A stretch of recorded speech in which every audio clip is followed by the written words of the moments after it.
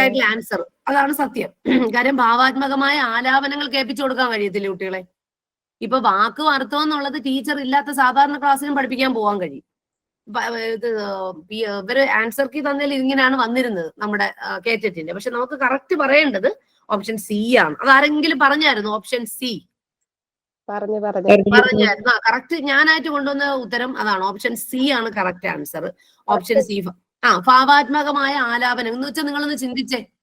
കാര്യം അത് കറക്റ്റ് ആലാപന രീതി നമുക്കൊന്ന് കേൾപ്പിച്ച് പിന്നെ കവിയുടെ ചിത്രം നമുക്കില്ലെങ്കിലും പ്രദർശിപ്പിക്കാം. വരി സ്ക്രീനിൽ പ്രദർശിപ്പിച്ചില്ലെങ്കിലും ടീച്ചറിന് വേണമെങ്കിൽ ബോർഡിൽ എഴുതി വെക്കാം. വാക്കും അർത്ഥമെങ്കിൽ വേണമെങ്കിൽ ടീച്ചറിന് ബോർഡിൽ എഴുതി വെക്കാം. അങ്ങനെയൊക്കെ കൊടുക്കാം. പക്ഷെ ഏറ്റവും ഇമ്പോർട്ടന്റ് കുട്ടികൾ വളരെയധികം ശ്രദ്ധിക്കുന്നത് ഭാവാത്മകമായ ആലാപനം ഇങ്ങനെ കേൾപ്പിച്ചു കൊടുക്കാം. അതല്ലേ സത്യം? So the correct answer option C. Option C തന്നെ ആദ്യം പറഞ്ഞത് ആണല്ലേ? ഓക്കെ.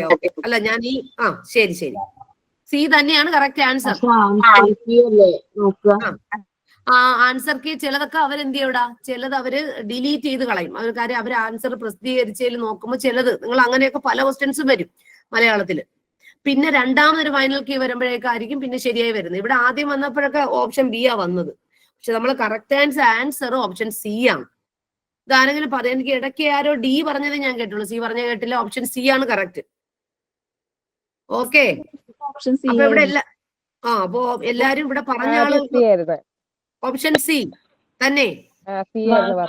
പട്ടികപ്പെടുത്തിയിട്ട് സ്ക്രീനിൽ കാണിക്കില്ലല്ലോ. Okay option C. അങ്ങനെയാണെങ്കിൽ നമുക്ക് അടുത്ത ക്വസ്റ്റ്യനിലേക്ക് കടക്കാം. ഓക്കെ. പെരുമ്പറ എന്ന പദം പിരിച്ചെഴുതുന്നത് എങ്ങനെ? ഒന്ന് പറഞ്ഞു കുട്ടികളെ. അടുത്ത ക്വസ്റ്റ്യൻ. ഞാൻ പറയാം. പെരും പ്ലസ് പറയാണോ, പെരുമ്പ പ്ലസ് അറയാണോ, പെരുമ്പ് പ്ലസ് അറയാണോ, പെരും അറയാണോ? പെരും പ്ലസ് പറയാം. അല്ല, ഓപ്ഷൻ പറയൂ. ഓപ്ഷൻ. അപ്പൊ ഇനി പറയേണ്ട ആവശ്യമില്ല. ഓപ്ഷൻ എ ആണ് കറക്റ്റ്. തെറ്റിക്കരുത്. പെരും പ്ലസ് പറ. Option A. ഓക്കെ ആണേ? ടീച്ചർ ഇതിൽ ആഗമസന്ധി, ദ്വിത്വസന്ധി അങ്ങനെ അത് ഞാൻ പറഞ്ഞുതരാം. നമ്മളെ സന്ധികളെ കുറിച്ച് ഇവിടെ സന്ധികളുണ്ട്. അതായത് സന്ധികൾ നമ്മൾ പ്രധാനമായിട്ട് പഠിക്കുമ്പോഴത്തേക്കും ആദ്യം നിങ്ങൾ മനസ്സിലാക്കുക, വെറുതെ ആഗമസന്ധിയിലേക്ക് ഓടിപ്പോവുക എന്നുള്ളതല്ല. നമ്മൾ എങ്ങനെ ഏതെല്ലാം ചേരുമ്പോൾ, ഏതെല്ലാം പ്രത്യയങ്ങൾ ചേരുമ്പോഴാണ് ആഗമസന്ധി ആകുന്നത്. നിങ്ങൾ പുതിയൊരു വാക്യം വരുമ്പോഴത്തേക്കാണോ, രണ്ട് വാക്യങ്ങൾ കൂട്ടിച്ചേർക്കുമ്പോഴാണോ ആഗമസന്ധി ആകുന്നതെന്ന് മനസ്സിലാക്കുക. ഫോർ എക്സാമ്പിൾ ഞാനൊരു കാര്യം എടുത്തു പറയാം. നിങ്ങളിപ്പോ എന്റെ അടുത്ത് എടുത്ത് ചോദിച്ചുകൊണ്ടാണ് ഞാൻ പറയുന്നത്. ഒരു ആഗമസന്ധി എന്ന് പറയുമ്പോൾ എന്താ കുട്ടികളെ ചേരുന്നത്? രണ്ട് വർണ്ണങ്ങൾ നമ്മൾ ചേരുമ്പോൾ ഒരു പുതിയതായിട്ടൊരു വർണ്ണം, രണ്ട് വർണ്ണങ്ങൾ നമ്മൾ ചേരുമ്പോൾ പുതിയതായിട്ടൊരു വർണ്ണം വരികയാണെങ്കിലാണ് അത് ആഗമസന്ധി ആകുന്നത്. പറഞ്ഞ മനസ്സിലായി? രണ്ട് വർണ്ണങ്ങൾ തമ്മിൽ ചേരുമ്പോൾ പുതിയതായിട്ട് ഒരു വർണ്ണം വരുമ്പോഴാണ് അത് ആഗമസന്ധി ആകുന്നത്. ഫോർ എക്സാമ്പിൾ നമ്മൾ ആഗമസന്ധിയെ കുറിച്ച് പറയുകയാണെങ്കിൽ പന പ്ലസ് ഓല. ഓലയല്ലേ ഞാൻ പറഞ്ഞത്? അപ്പൊ ഇതെന്തായി? പനയോലയായി. അതെന്താണ്? അതൊരു ആഗമസന്ധിയാണ്. ഇപ്പൊ രണ്ട് വർണ്ണങ്ങൾ ചേരുമ്പോൾ രണ്ട് വർണ്ണങ്ങൾ തമ്മിൽ ചേരുമ്പോൾ പുതിയതായിട്ടൊരു വർണ്ണം വരികയാണെങ്കിൽ അത് ആഗമസന്ധിയാണ്. നിങ്ങൾ ഇതെല്ലാം കേട്ടിട്ടേ ഇവിടെ ആൻസർ ഇതിപ്പോ ഏത് സന്ധിയാണെന്ന് പറയാവൂ. മനസ്സിലായോ? ഇവിടെ ഞാൻ പെരും പ്ലസ് പറ എന്ന് പറഞ്ഞു. അപ്പൊ രണ്ട് വർണ്ണങ്ങൾ ചേരുമ്പോൾ പുതിയതായിട്ടൊരു വർണ്ണം വന്നു ചേരുകയാണ്. ഇപ്പൊ ഞാൻ ഉദാഹരണം പന പ്ലസ് ഓല. അപ്പൊ എന്തായി? പനയോലയായി മാറും. അതെന്താണ്? അത് ആഗമസന്ധിയാണ്. ആഗമസന്ധി വ്യക്തമായിട്ട് മനസ്സിലായോ നിങ്ങൾക്ക്? കുട്ടികളെ പറയൂ. മനസ്സിലായി? ഞാൻ ജസ്റ്റ് ഒന്ന് ഈ 4 സന്ധിയെ കുറിച്ച് പറഞ്ഞിട്ട് നമുക്ക് ഈ ഉത്തരത്തിലേക്ക് കടക്കാം. ആദേശസന്ധിയാണെന്ന് ഞാൻ ആദ്യം പറയട്ടെ. നിങ്ങൾക്ക് ആദേശസന്ധി അറിയത്തില്ലല്ലോടാ. പറഞ്ഞു തരാം. പറഞ്ഞു തന്നിട്ട് നമുക്ക് ആദേശസന്ധിയിലേക്ക് കടക്കാം. ഇത് ആദേശസന്ധി ആണോന്ന് അത് നോക്കാം. അടുത്ത ഞാൻ പറയട്ടെ. ആഗമസന്ധിക്ക് ശേഷം പിന്നെ വരുന്നതാണ് നിങ്ങൾ ഈ പറഞ്ഞ ആദേശസന്ധി. ആദേശസന്ധി എന്ന് പറയുമ്പോൾ എന്താ ചേരുന്ന കുട്ടികളെ? നമ്മൾ ഈ പ്രധാനമായിട്ട് രണ്ട് വർണ്ണങ്ങൾ തമ്മിൽ ചേരുമ്പോൾ ഒരു വർണ്ണം പോയി മറ്റൊരു വർണ്ണം വന്നു. പറയൂ. ഒരു വർണ്ണം പോയി. സ്പീഡ് കൂടുതലുണ്ടോ? കേക്കാൻ വയ്യ. ഞാൻ പറയുന്നത്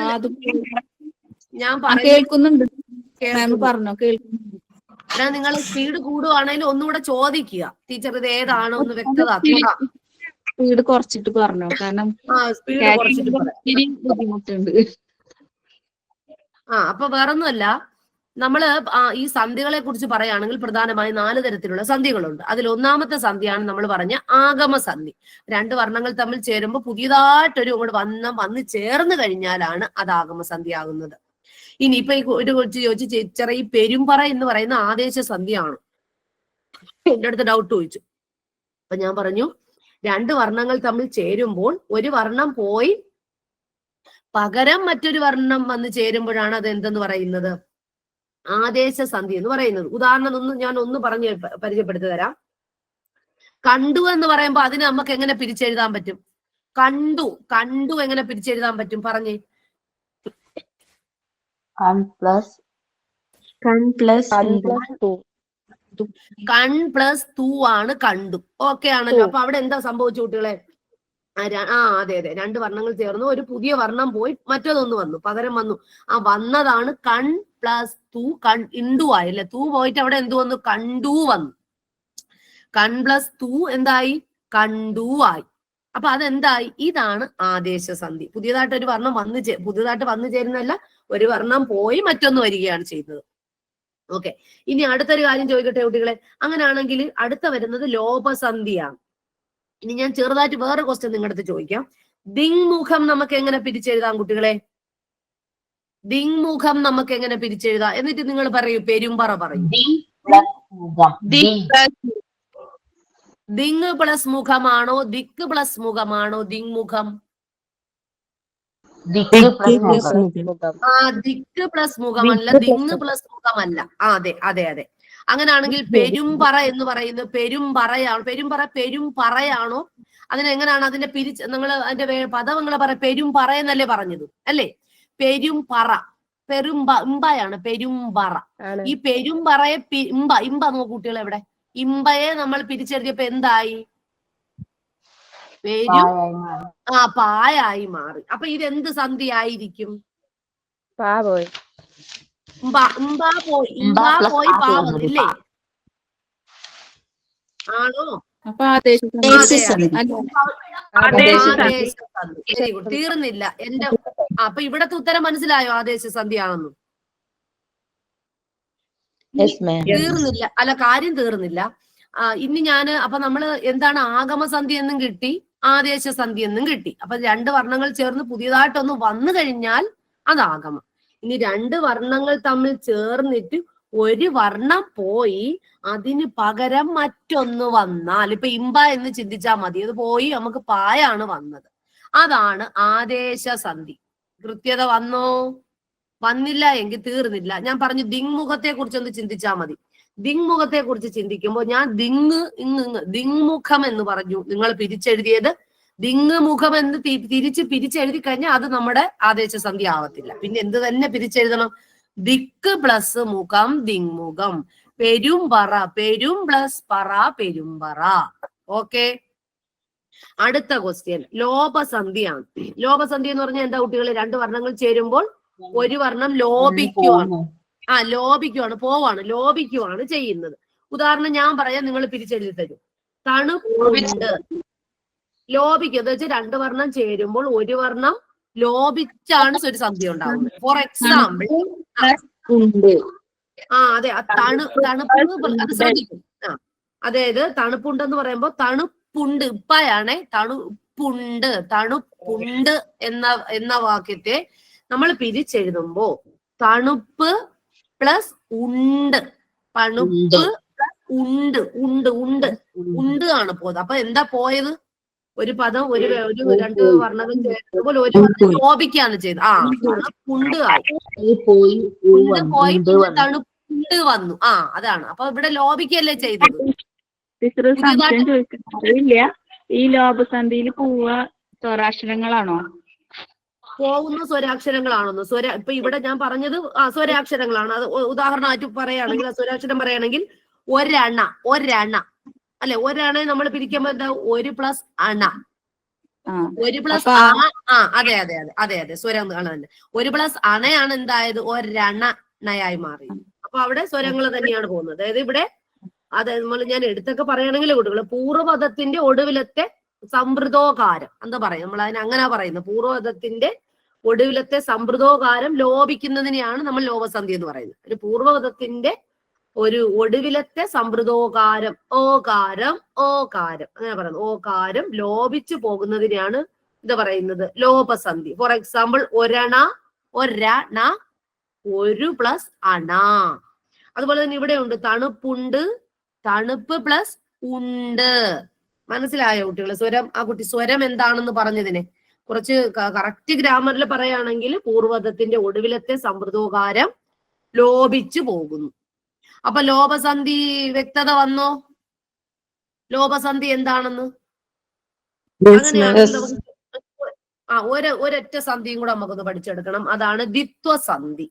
ദ്വിത്വസന്ധി കൂടെ പഠിക്കുമ്പോൾ സന്ധികൾ ഏകദേശം നിങ്ങൾക്ക് വരുന്ന ഭാഗമൊക്കെ തന്നെ ഫില്ലപ്പ് ചെയ്യാൻ കഴിയും. ദ്വിത്വസന്ധി നമുക്ക് നോക്കാം. ദ്വിത്വസന്ധി വേറൊന്നുമില്ല കുട്ടികളെ, രണ്ട് വർണ്ണങ്ങൾ തമ്മിൽ ചേരുമ്പോൾ ഒരു വർണ്ണം ഇരട്ടിക്കും, അല്ലെ? ഇരട്ടിക്കുന്നതിനെയാണ് നമ്മൾ ദ്വിത്വസന്ധി. ഫോർ എക്സാമ്പിൾ ഞാൻ പറയാം, നിങ്ങളൊന്ന് പറയാൻ ശ്രമിക്കൂ. മരപ്പണി, മരപ്പണി എങ്ങനെ പിരിച്ചെഴുതും? മരപ്പണി എങ്ങനെ പിരിച്ചെഴുതും? ഇപ്പണിയാണ് പണി. മരം പ്ലസ് പണി അല്ല, മര പ്ലസ് പണിയാണ്. ആ മരമല്ല, മര പ്ലസ് പണി, മര പ്ലസ് പണി, മരപ്പണി അല്ലെ? ആ അപ്പൊ ഇവിടെ ഒരു രണ്ട് വർണ്ണ, ഒരു വർണ്ണമേ ഇരട്ടിക്കൂ, രണ്ട് വർണ്ണമല്ല, ഒരു വർണ്ണം ഇരട്ടിക്കും, അല്ലേ? പണി, പണി എന്നല്ലേ പറഞ്ഞു, ഇപ്പ ഇരട്ടിച്ചു, ഇപ്പ ആ പദമല്ലേ ഇരട്ടിച്ചു, ഒരു വർണ്ണമാണ് ഇരട്ടിക്കുന്നത്, ആ ഇരട്ടിച്ച വർണ്ണമാണ് ഇപ്പ. അതുപോലെ തന്നെ നിങ്ങൾ പറഞ്ഞ തിരക്കഥ എന്താ കുട്ടികളെ പിരിച്ചെഴുതാൻ പറ്റിയത്?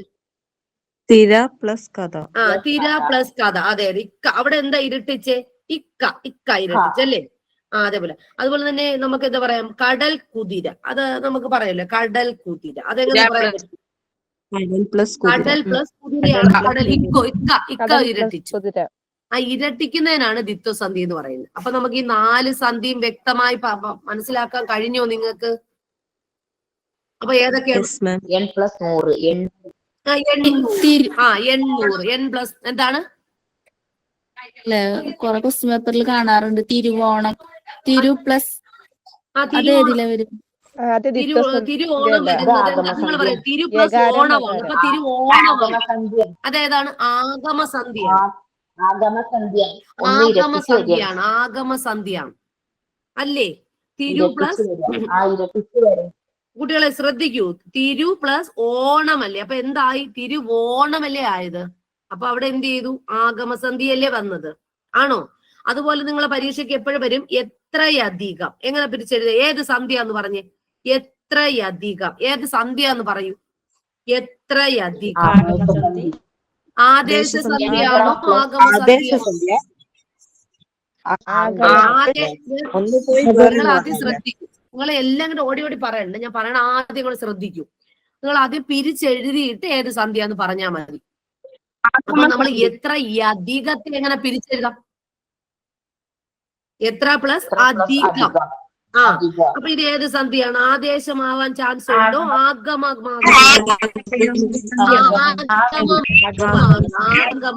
അപ്പൊ എത്ര അധികം, നമ്മൾ എന്തായി? അധികമായി അല്ലേ? പുതിയതായിട്ടൊരു കാര്യം വരുവല്ലേ ചെയ്തത് അവിടെ.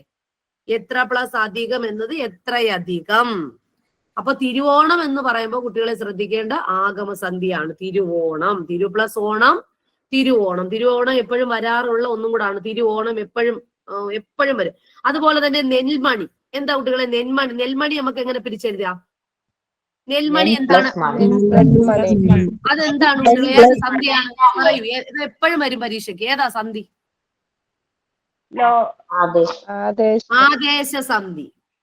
കുട്ടികളെ മനസ്സിലാക്കൂ, നെന്മണിയാണ് നെൽ പ്ലസ് മണി ആവുന്നത് കേട്ടോ. നെന്മണി, നെൽ പ്ലസ് മണി എന്ന് പറയുമ്പോ ആദേശ സന്ധിയാണ്. നിങ്ങൾ ഈ പറഞ്ഞ പോലെ പരീക്ഷയ്ക്ക് ചോദിക്കുന്നതാണ് ഈ പറഞ്ഞത് ഞാൻ. അപ്പൊ അതൊരു ആദേശ സന്ധിയാണ്. വ്യക്തമായിട്ട് മനസ്സിലായോ? അപ്പൊ ഇന്ന് നമ്മളെ ജസ്റ്റ് ഞാൻ ഈ ഒരു ക്വസ്റ്റ്യൻ പറഞ്ഞതുകൊണ്ടാണ് അത് ഇത്രയും പറഞ്ഞു പോയത്. ഇതല്ലാതെ നമ്മൾ ഇനി നെക്സ്റ്റ് ഒരു ക്ലാസ്സിൽ വരുമ്പോഴത്തേക്ക് കുറെ പ്രീവിയസ് ക്വസ്റ്റ്യൻ കൊണ്ടുവന്ന് അതിന്റെ പഠിപ്പിക്കാം, എന്തിന്റെ? സന്ധികളുമായിട്ട്. അപ്പൊ നിങ്ങൾക്ക് ആ ഡൗട്ട് കംപ്ലീറ്റ് പോകും. അപ്പൊ ഇവിടെ നിന്ന് പറഞ്ഞത് നമ്മൾ പ്രധാന ആഗമസന്ധി എന്താണ്, ആദേശസന്ധി എന്താണ്, ലോപസന്ധി എന്താണ്, ലോപിച്ചു പോവുകയാണ്, മറ്റേത് ഇരട്ടിക്കുവാണ്, പുതിയതായിട്ട് ഒരാൾ വരികയാണ്, പിന്നെ രണ്ടെണ്ണം ചേരുമ്പോ ഒരു വർണ്ണം പോയി പുതിയതായിട്ട് മറ്റൊരാൾ വന്നു കഴിഞ്ഞാല് അതെന്താവും, അതാണ് ആദേശസന്ധി ആവുന്നത്. രണ്ട് വർണ്ണങ്ങൾ തമ്മിൽ ചേർന്ന്, കുട്ടികളെ അറിഞ്ഞുകൂടാത്തവരുണ്ടെങ്കിൽ ഒന്ന് നോട്ട് എഴുതി വയ്ക്കുക. രണ്ട് വർണ്ണങ്ങൾ തമ്മിൽ ചേർന്നിട്ട് പുതിയതായിട്ട് ഒരു വർണ്ണം വന്ന് ചേരുവാണെങ്കിൽ അതാണ് ആദേശസന്ധി. മറക്കല്ലേ. മറ്റേത് ലോപിച്ചു പോകുകയാണ്. ലോപം നമുക്ക് കാണുമ്പോൾ തന്നെ പെട്ടെന്ന് മനസ്സിലാവും. ദ്വിത്വസന്ധി പെട്ടെന്ന് വളരെ ഈസി ആയിട്ട് മനസ്സിലാക്കാൻ കഴിയുന്ന ഒരു സന്ധിയാണ് ദ്വിത്വസന്ധി. പിന്നെ ആഗമസന്ധി ആണെങ്കിൽ പുതിയതായിട്ട് ഒരു പക്ഷം വരികയാണ് ചെയ്യുന്നത്, ഒരു വർണ്ണം വരും എന്ന് വെച്ചാൽ പനയോല, പനയോലയാണ്. എന്താവും, പന പ്ലസ് ഓല, പനയോല, പുതിയതായിട്ട് വരികയാണ്, വന്നു ചേരുകയാണ് ചെയ്തത് അല്ലെ. അതുപോലെ ബന്ധുവാണ്, ബന്ധുവാണ് എങ്ങനെ പിരിച്ചെഴുതും, ബന്ധുവാണ്, ബന്ധു പ്ലസ് ആണ്, ബന്ധു പ്ലസ് ആണ്, ബന്ധുവാണ്. അതെന്താണ്, അത് ആഗമസന്ധിയാണ്, ആദേശസന്ധി അല്ല. അത് ആഗമസന്ധിയാണ്. അല്ലാതെ എന്തല്ല, അത് ആദേശമല്ല. ആദേശം തെറ്റിപ്പോലും. പിന്നെ അതുപോലെ തന്നെ നിങ്ങൾ കേട്ടിട്ടുണ്ടാ സദാചാരം, അത് നമ്മൾ എങ്ങനെ പിരിച്ചെഴുതാം, അവിടെ എന്താണ് മാറ്റം സംഭവിച്ചത്, സദാചാരം,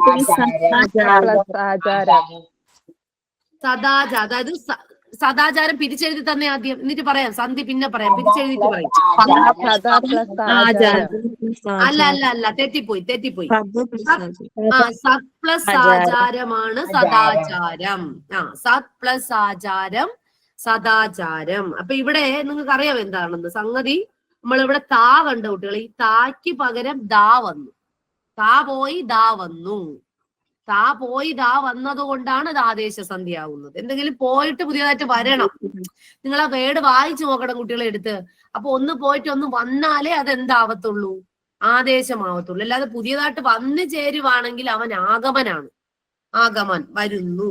ഇവിടെ നിങ്ങൾ പിന്നെ ഒരു കാര്യം, സന്ധി തിരിച്ചെഴുതണമെങ്കിൽ പരീക്ഷയ്ക്ക് ചിലപ്പോൾ ചോദിക്കുകയാണെങ്കിൽ നിങ്ങൾ ആദ്യം അവിടെ നിന്ന് പിരിച്ചെഴുതി നോക്കിയിട്ട് പോയിട്ട് വന്നു എന്നൊന്ന് കൃത്യത വരുത്തുക, എന്നിട്ട് വേണം അതിന്റെ ഉത്തരത്തിലേക്ക് പോകാൻ. ഇപ്പൊ ഇവിടെ ഞാൻ പറഞ്ഞത് സത്ത് പ്ലസ് ആചാരം സദാചാരം, താ പോയി ദാ വന്നു.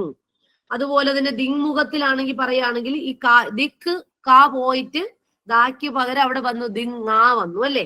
അല്ലെ, കായ്ക്ക് പകരമായിട്ട് വന്നത് ഗായാണ്. അപ്പൊ ദിക്ക് പ്ലസ് മുഖം ദിങ്മുഖമായി, ദിങ്മുഖമായി. അതുപോലെ തന്നെ പരീക്ഷയ്ക്ക് കണ്ണീർ എപ്പോഴും ചോദിക്കും. കണ്ണീർ എങ്ങനെ പിരിച്ചെഴുതും, കണ്ണ് പ്ലസ് കണ്ണ് പ്ലസ് നീരാണോ, കൺ പ്ലസ് നീരാണോ, കണ്ണീർ പ്ലസ് നീരാണോ, കണ്ണു പ്ലസ് നീരാണോ, എന്താണ്, ഇത് ഏത് സന്ധിയാണ്, ദ്വിത്വസന്ധിയോ. അത് ഇവിടെ എന്താ ഇരട്ടിച്ചെന്താ, ഇരട്ടിച്ചോ ദ്വിത്വസന്ധി, എന്ത് ഇരട്ടിച്ചു, ഇല്ല ഇല്ല ഇല്ല, ഇരട്ടിച്ചില്ല, ഒന്നും ഇരട്ടിച്ചില്ല, ഇല്ല ടീച്ചറെ. ഇത് ആദേശസന്ധിയാണ്. കാര്യം എന്താ, കൺ പ്ലസ് നീർ. ഇവിടെ ഞാക്ക് പകരം എന്ത് വരുന്നു, ഞാ ശ്രദ്ധിക്കൂ കുട്ടികളെ, ഞാക്ക് നീരിന്റെ ഞാക്ക് പകരം നാ വന്നു. നിങ്ങൾ എടുപ്പത്തി പറയാം ആദേശം കുട്ടികളെ, ഞാക്ക് പകരം നാ വന്നില്ലേ. നിങ്ങൾ ഒന്നും കൂടെ ശ്രദ്ധിക്കൂ, ഒന്നും കൂടെ. ഒരുപാട് ആളുകൾ കുറെ ഈ ദ്വിത്വമൊക്കെ എടുത്ത് പറയും. നമ്മള് ആദ്യം ശ്രദ്ധിക്കും. ഈ പെരുമ്പറ എന്ന് പറയുമ്പോ ഇമ്പായ്ക്ക് പകരം പാ വന്നു, അത് പോയിട്ട് പുതിയതായിട്ട് ഒരാൾ വന്നു, അതുകൊണ്ടാണ് അത് ആദേശമായത്. ഈ കണ്ണീരില് നിങ്ങൾ ശ്രദ്ധിക്കേണ്ട, നിങ്ങൾ ആദ്യം പിരിച്ചെഴുതി നോക്കണം. ഒരു വേർഡ് തന്നാല് ഇന്നാണ്, കണ്ണ് അല്ല, കൺ പ്ലസ് നീറാണ് കണ്ണീർ. അവിടെ ഇരട്ടിക്കല്ല സംഗതി ചെയ്തത്, ഇരട്ടിച്ചാണോ ചെയ്തത്, അല്ല. പിന്നെ അവിടെ എന്ത് ചെയ്തു, ഞായ്ക്ക് പകരം ഇണ്ണ വന്നു പറഞ്ഞ, പുതിയതായിട്ട് ഒന്ന് വന്നു ചേരുന്നത് ഇണ്ണായാണ്, മനസ്സിലായല്ലോ. അപ്പൊ നായ്ക്ക് പകരം അവിടെ നാ വന്നു. അപ്പൊ എന്തായി, കണ്ണീറായി, മനസ്സിലായോ. അങ്ങനാണെങ്കിൽ കുട്ടികളെ തിരക്കഥ, അതൊന്നും പിന്നെ ഒന്നും തിരിഞ്ഞു പോലും നോക്കേണ്ട ആവശ്യമില്ല. തിരക്കഥ, മരപ്പണി, അങ്ങനെയാണെങ്കിൽ ഇതൊന്ന് പറഞ്ഞേ. ഇമ്മിണി എങ്ങനെ പറയും, ഇമ്മിണി. അതുപോലെ തന്നെ ഇമ്മിതി, ഇത് പ്രീവിയസ്ലി ഇപ്പം വന്നതാണ്. ഇമ്മിത്തി ആണ്, ഇമ്മിതി പറയൂ. ഇമ്മിതി ഇം പ്ലസ് ടി ആണോ,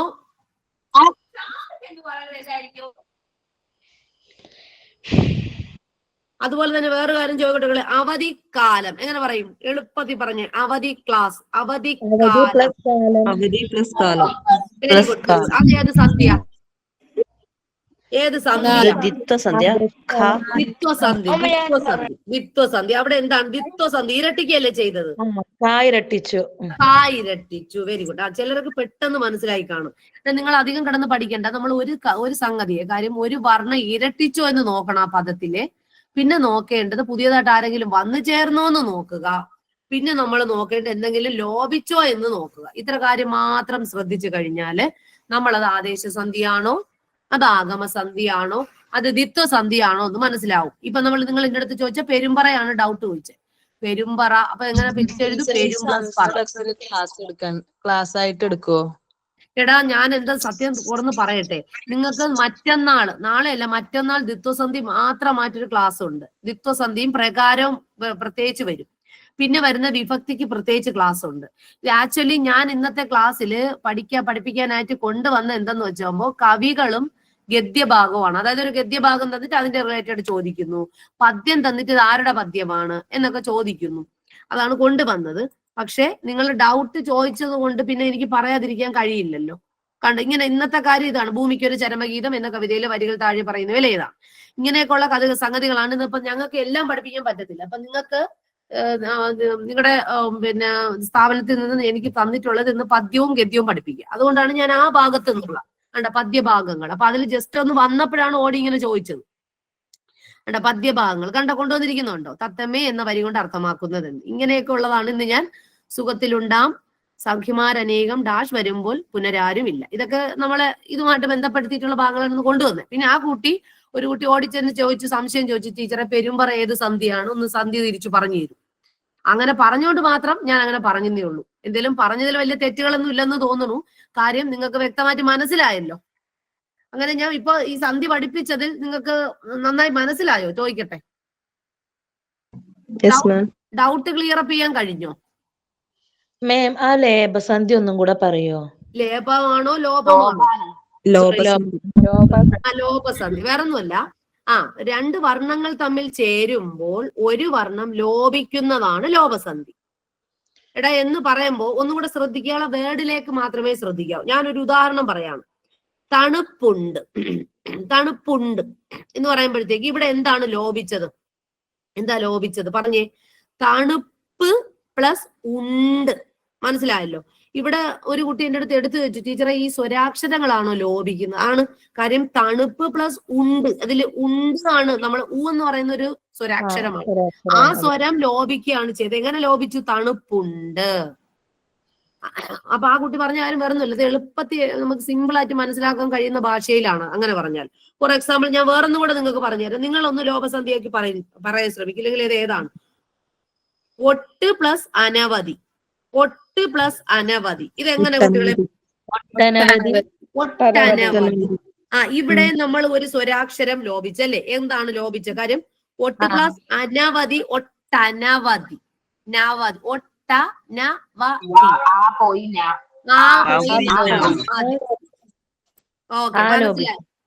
ലോപിച്ചു.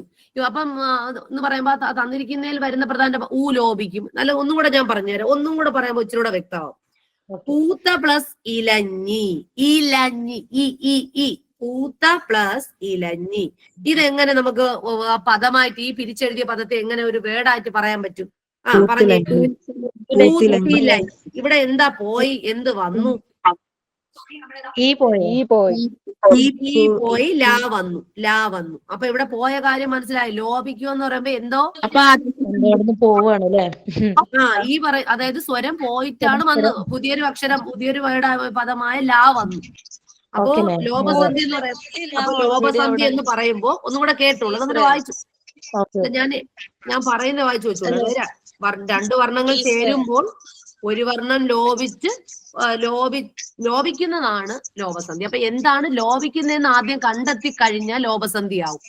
എന്താണ് ഇരട്ടിക്കുന്നതെന്ന് കണ്ടെത്തി കഴിഞ്ഞാൽ അത് ദ്വിത്വസന്ധിയാവും. എന്ത് പോയിട്ടാണ് പുതിയൊരു സംഗതി വന്നത് എന്ന് ചിന്തിക്കുക. ആദേശസന്ധിയിലാകുമ്പോഴത്തേക്ക് രണ്ട് വർണ്ണങ്ങൾ ചേരുമ്പോൾ ഒരു വർണ്ണം പോവും. ആക്ച്വലി പോയിട്ടാണ് പെരുമ്പറ. പെരും പ്ലസ് പാപ്പാപ്പ. ഇമ്പ പോയി പറ വന്നു. പെരുമ്പറ അല്ലെ? പാ പോയി ബാ വന്നു. പെരും പ്ലസ് പറ, പെരുമ്പറ. ആദേശ സന്ധി അല്ലേ? അത് ആദേശ സന്ധി. അപ്പൊ ആദേശ സന്ധി എന്താണെന്ന് മനസ്സിലായിട്ടുണ്ടാവും എന്ന് കരുതുന്നു. അപ്പോ പൂത്തിലഞ്ഞിയിലേ പൂത്തിലഞ്ഞി. പൂത്തിലഞ്ഞിയില് ലാ ഓൾറെഡി അവിടെ ഉണ്ടല്ലോ, പിന്നെ അത് എങ്ങനെയാ അത് ആദേശാവണത്? ആദേശമായോ? അത് ലോപസന്ധി അല്ലേ കുട്ടി? ലോപിക്കല്ലേ ചെയ്തത്? അതെങ്ങനെ ആദേശ സന്ധിയാവും? അത് ഞാൻ ആദേശ സന്ധി എന്നല്ലല്ലോ പറഞ്ഞേ. അത് ലോപിക്കുകയല്ലേ ചെയ്തത്? അവിടെ ഒന്നും ലോപിച്ചില്ല. സ്വരം എന്താണ്? പൂത്ത പ്ലസ് ഇലഞ്ഞിയാണ്. ഇലഞ്ഞി. അപ്പൊ ഇലഞ്ഞി എന്ന് പറയുമ്പോ എന്തായി? പൂത്തിലഞ്ഞിയായി. ആ സ്വരാക്ഷരം അവിടെ നമ്മൾ പിരിച്ചെഴുതി. അതിന് അപ്പൊ ആ ഇലെ ലോപിച്ച് ലായായി മാറി. ഈ പോയി ലായായി മാറി ഇല്ലേ? പൂത്തിലഞ്ഞി. പൂത്ത പ്ലസ് ഇലഞ്ഞി. പൂത്തിലഞ്ഞി, ഇലഞ്ഞി. മനസ്സിലായോ? ഒട്ടനവധിയിലാകുമ്പോഴത്തേക്ക് ഒട്ടനവധി. ഒട്ട് പ്ലസ് അനവധിയാണ് ഒട്ടനവധി ആയി മാറി. ഒട്ടനവധി, ഒട്ട് പ്ലസ് അനവധി. അപ്പൊ അവിടെ ഒരു സ്വരം അങ്ങ് പോയി. അനവധി പോയി നവധി വന്നു. നാ വന്നു. അതാണ് ലോപസന്ധി. പിന്നെ നിങ്ങളൊന്ന് പറഞ്ഞ കുട്ടികളെ, ഇഞ്ചിഞ്ച്. ഇവിടെ നിങ്ങൾ എങ്ങനെ പറയും? ഇങ്ങനെയൊക്കെ ചോദിച്ചു കഴിഞ്ഞാൽ തെറ്റും. ഇഞ്ചിഞ്ച് എന്ന് പറയുമ്പോ അത് ഏത് സന്ധിയാണ്?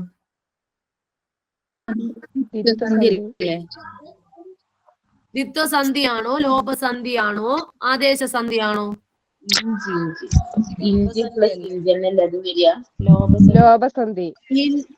ലോപസന്ധി. Very good. അതായത് ഇഞ്ച് പ്ലസ് ഇഞ്ച് ആണ്.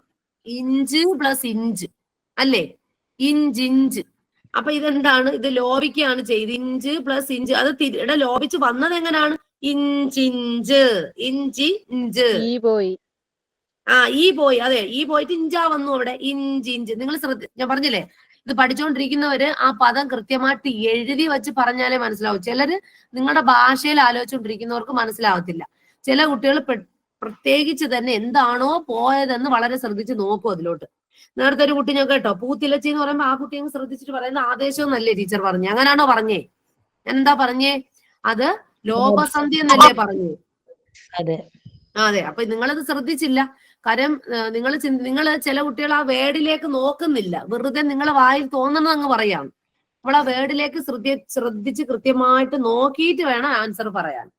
ഇപ്പൊ ഇഞ്ചിഞ്ച് ഒന്നും നോക്കാത്തൊരു കുട്ടി, അതായത് ഇഞ്ചിഞ്ചെന്ന് ഞാൻ കൊടുത്തു, ഒന്നും നോക്കാത്തൊരു കുട്ടി, മനസ്സിലാവാത്ത ആള് പെട്ടെന്ന് ദ്വിത്വസന്ധി എന്നൊക്കെ പറയും. കാര്യം ആ കുട്ടിക്ക് മനസ്സിലായില്ല ഒന്നാമത്തെ കാര്യം എന്താ? ഇഞ്ചിഞ്ച്. കാര്യം ഈ എന്നറിയപ്പെടുന്ന സ്വരം അവിടെ പോയി. കൃത്യത വരുന്ന കുട്ടിക്ക് അതറിയാം. ആ സ്വരാക്ഷരം കണ്ടോ? ഇഞ്ചിഞ്ച്. അവിടെ ഇഞ്ചിഞ്ചായി. അതൊന്ന് ശ്രദ്ധിച്ചു കഴിഞ്ഞാൽ നിങ്ങൾക്ക് വളരെ ക്ലിയർ അപ്പായിട്ട് ലോപസന്ധിയും ദ്വിത്വസന്ധിയും ആദേശസന്ധിയും ആഗമസന്ധിയും മനസ്സിലാവും. മിസ്സേ, ഈ എത്രയധികം ആദേശസന്ധി അല്ലേ? ഏറ്റവും അധികം എന്താടാ? എത്രയധികം? എത്ര പിരിച്ചെഴുതിയ എത്ര പ്ലസ് അധികമാണോ ചോദിച്ചത്? എത്രയധികം. അത് ആദേശസന്ധിയാണ്. ആണ്. അതെ. സദാചാരവും ആദേശസന്ധി അല്ലേ? എന്താണ് സദാചാരം? സദാചാരം ഞാൻ പറഞ്ഞായിരുന്നല്ലോ നേരത്തെ. അത് ആദേശമാണ്. ആദേശം. ആദേശസന്ധിയാണ്. അതെന്തെന്ന് അറിയാമോ അങ്ങനെ വന്ന ആദേശസന്ധി എന്ന്? പറഞ്ഞേ. സദാചാരം എന്തുകൊണ്ടാണ് ആദേശസന്ധിയായി മാറിയത്? പറഞ്ഞേ. ആർക്കെങ്കിലും പറയാമോ? ഒരു വർണ്ണം പോയി വർണ്ണം ഉണ്ടെന്ന് നിങ്ങൾ പറയണ്ട. അങ്ങനെ പറഞ്ഞ നിങ്ങൾക്ക് മനസ്സിലാകത്തില്ല. അത് ഞാൻ നിങ്ങൾക്ക് മനസ്സിലാവാൻ വേണ്ടി വെറുതെ പറഞ്ഞതേ ഉള്ളൂ. നിങ്ങൾ പറയേണ്ട അത് എന്താ പറയുന്നത്? താ പോയിട്ട് ദാ വന്നു എന്ന് പറഞ്ഞു തരാനുള്ള കഴിവ് വേണം. എങ്കിലേ രക്ഷപ്പെടും. താ പോയി ദാ വന്നു. സത് പ്ലസ് സത് പ്ലസ് ആചാരം. സദാചാരം. അപ്പൊ അവിടെ താ അങ്ങോട്ട് പോയിട്ട് അതിന് പകരം സദാചാരം. പിന്നെ ഒരു കാര്യം കൂടെ ഉണ്ട് കേട്ടോ, ഇതൊക്കെ പഠിച്ചു വെച്ചിരുന്ന. ഈ വാക്യം ശരിയായ പദം തിരഞ്ഞെടുക്കുക എന്ന് പറയുമ്പോൾ അവിടെയും ശരിയാവും. ഇതൊക്കെ നമുക്ക് വാക്യശുദ്ധി വരുത്താൻ ചോദിക്കും പരീക്ഷയ്ക്ക്. വാക്യശുദ്ധി വരുത്തുക. അപ്പൊ നമുക്ക് ഈ പിരിച്ചെഴുതിയൊക്കെ വെച്ച് സൂക്ഷിച്ചിരുന്നു കഴിഞ്ഞാൽ വാക്യശുദ്ധി വരുത്തുമ്പോഴും നമുക്ക് ക്ലിയർ ആയിട്ട് അത് മനസ്സിലാവും. പിന്നെ ഞാൻ പറയട്ടെ കുട്ടികളെ, ഞാൻ സാധാരണയായിട്ട് മലയാളം പഠിപ്പിക്കുമ്പോൾ നമ്മൾ സന്ധികൾ ഒരു ദിവസം അത് മാത്രമാണ് പഠിപ്പിക്കുന്നത്. അങ്ങനെയാണെങ്കിൽ നമുക്ക് ഒരുപാട് ക്വസ്റ്റ്യൻ കൊണ്ടുവരാൻ കഴിയും. ഇത് ഞാൻ വെറുതെ അങ്ങ് പറഞ്ഞു പോയതാണ് നിങ്ങൾക്ക് ചില കാര്യങ്ങൾക്ക്. കാര്യം നമുക്ക് ഞാൻ ഇതല്ല പഠിപ്പിക്കാൻ വന്നത്. എങ്കിലും നിങ്ങൾക്ക് ഡൗട്ട് ക്ലിയർ ആക്കി എന്ന് വിശ്വസിക്കുന്നു. സത്യത്തിൽ ഈ സന്ധിയൊക്കെ പഠിക്കുക എളുപ്പമാണ്. ഇനി നമുക്ക് ഉണ്ട് ഒരുപാട്. നമ്മൾ ഈ പ്രകാരം, അതുപോലെ തന്നെ വിഭക്തി, ഇങ്ങനെയൊക്കെ പെട്ട ഒരുപാട്. എന്താടാ സന്ധിതം എന്ന് പറഞ്ഞില്ലേ? സന്ധിതം സന്ധികളുണ്ട്. നിങ്ങൾക്ക് പ്രധാനമായിട്ട് പഠിക്കേണ്ട കാര്യം ഞാൻ ഇത്രയും പറഞ്ഞുതരാം. നിങ്ങൾ വേറെ അധികം ഒന്നും നോക്കണ്ട. നിങ്ങൾ വചനം നോക്കിക്കൊണ്ട് പോകണം. വചനം, ആരെങ്കിലും വചനങ്ങൾ ചോദിക്കും, നാമങ്ങൾ ചോദിക്കും, പിന്നെ മുറ്റുവിന പറ്റുവിന, കേവലക്രിയയും പ്രയോജനക്രിയ എല്ലാവർക്കും അറിയാമല്ലോ, സിമ്പിൾ ആണ്. തന്നിരിക്കുന്നതിൽ കേവലക്രിയ ഏത്, പ്രയോജനക്രിയ ഏത്, പിന്നെ ഭേദകങ്ങൾ ചോദിക്കും. കേട്ടിട്ടുണ്ടല്ലോ, മുക്കണ്ണൻ, നന്മുഖൻ, പഞ്ചബാണൻ, ഇങ്ങനെയൊക്കെ തന്നിട്ട് എളുപ്പമാണ്. ഒരു വേർഡ്, ഒരു പദം കാണുമ്പോൾ തന്നെ നമുക്ക് ഐഡന്റിഫൈ ചെയ്യാൻ കഴിയും. ഇത് പിന്നെ ഡൗട്ട് ഉണ്ടോ? ഇതൊക്കെ കേട്ടിട്ടില്ല? ഞാനൊന്ന് എഴുതി തരാം, നിങ്ങൾ ഇത് ഇത്രയും പഠിച്ചോന്ന് ഉറപ്പുവരുത്തു. ഭേദകം എഴുതിക്കോളൂ എല്ലാരും. ഭേദകം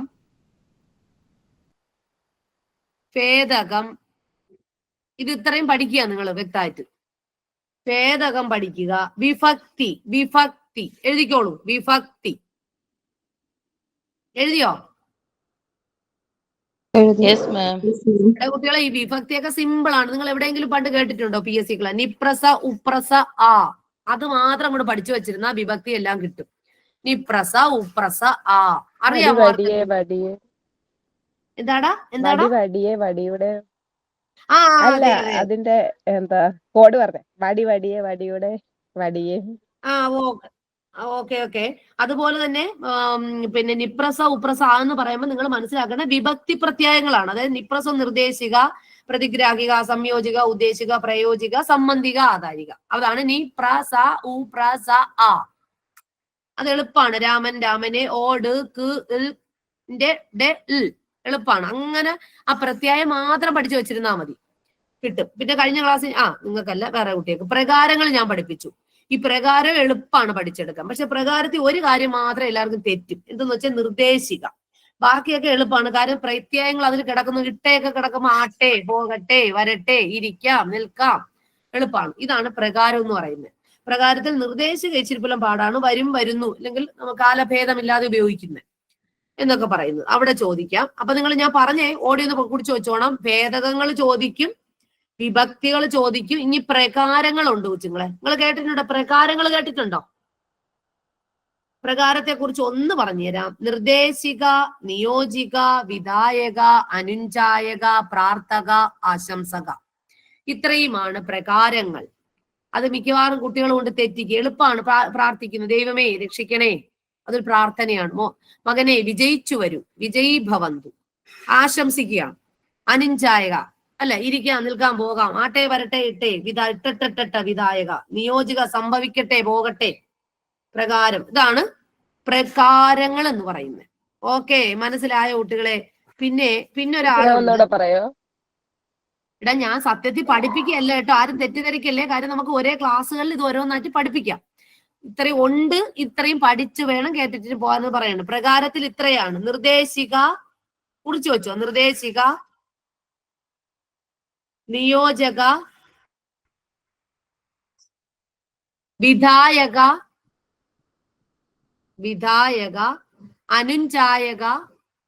അനുഞ്ജായക, ആശംസക, പ്രാർത്ഥക. എഴുതിയോ? ലാസ്റ്റ് പറഞ്ഞത് എന്താ? അനുഞ്ജായക, പ്രാർത്ഥക, ആശംസക. ആശംസക പ്രകാരവുമുണ്ട്, പ്രാർത്ഥക പ്രകാരവുമുണ്ട്. പ്രാർത്ഥിക്കുക എന്ന് പറയത്തില്ലേ, എളുപ്പമാണ്. അതൊക്കെ എളുപ്പമാണ്. ദൈവമേ രക്ഷിക്കണേ, അതൊരു പ്രാർത്ഥക പ്രകാരമാണ്. മകനെ വിജയിച്ചു വരൂ, അതൊരു ആശംസയാണ്. നിങ്ങൾ ആശംസ എവിടെ കണ്ടോ അത് ആശംസയിൽ അങ്ങ് ടിക്ക് ചെയ്തോണം. പ്രാർത്ഥന എവിടെ കണ്ടോ അത് പ്രാർത്ഥനയെ അങ്ങ് ടിക്ക് ചെയ്തോണം. അത് രണ്ടും എളുപ്പമാണ്. ബാക്കിയൊക്കെ പഠിച്ചെടുക്കണം. ഇട്ടേ പ്രത്യയങ്ങൾ വരുന്നത്, വരാം പ്രത്യയങ്ങൾ വരുന്നത്, വന്നു, വരൂ, വരുന്നു, വന്നു, വരുന്നു, വരും, വരുന്നു, വന്നു, അതാണ് നിർദ്ദേശക. നിയോജക, ഇട്ടേ, നടക്കട്ടെ, പോകട്ടെ, വരട്ടെ, വരണം, വന്നു, വരണം, ഇരിക്കണം, അതാണ് വിധായക. ഇത് കോഡൊക്കെ വെച്ച് പഠിച്ച എളുപ്പമാണ് കുട്ടികളെ. എല്ലാം കോഡ് വെച്ചിട്ടാണ് ചിലർ പഠിക്കുന്നത്. പിന്നെ വരുന്നത് സമാസങ്ങളാണ്. എഴുതി വെച്ചോണേ. സമാസം കേട്ടിട്ടുണ്ടോ?